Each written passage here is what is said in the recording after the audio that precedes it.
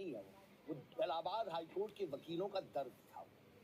आपको मालूम है, आप अपने मेज पे पड़े किसी कागज का इस्तेमाल जब नहीं करते हैं तो आप क्या करते हैं? उसका आप उसे फाड़ते हैं और नीचे रखे एक डस्टबिन में उसको फेंक देते कि कल आएगा जमादार, इसको उठा के ले जाएगा, कूड़े में फेंक देगा। क्या किया सुप्रीम कोर्ट?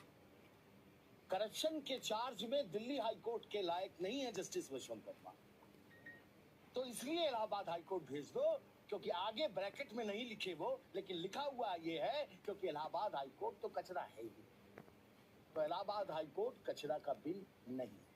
तो किस तरह से विरोध करेंगे अगर वो यहाँ पर आते हैं, ज्वाइन करते हैं? उनके आने की खबर ने जब ये आग लगाई है तो आने के बाद क्या होगा अंदाजा लगा सकते हैं।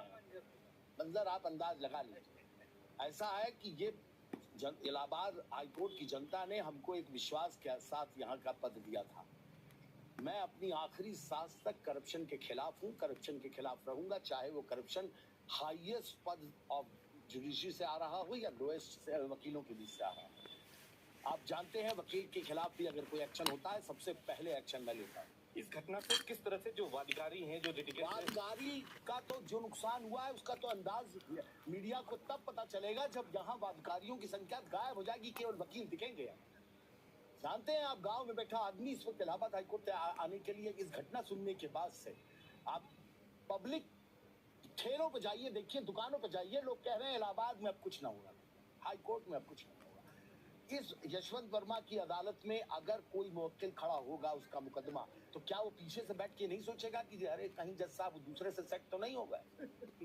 अगर ये फीलिंग उसके मन में आ गई है, चाहे भले ऐसा ना हो, तो भी न्यायपालिका को डैमेज है। तो अनिल तिवारी जी क्या उनके कोर्ट में बहस करने जाएंगे?